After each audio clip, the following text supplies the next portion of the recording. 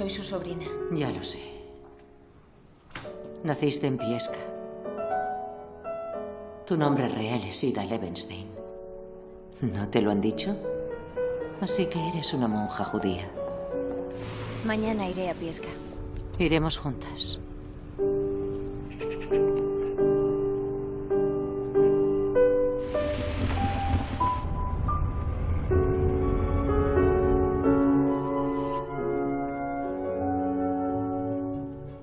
¿Por qué habéis venido?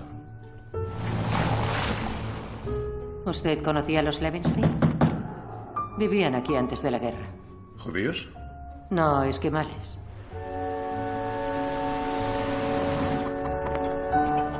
Ambos sabemos a quién pertenecía esta casa. Aquí nunca han vivido judíos.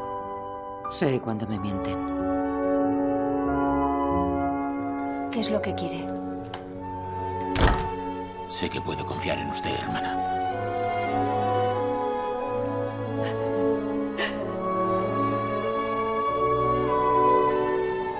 ¿Y ahora qué? La semana que viene tomaré mis votos.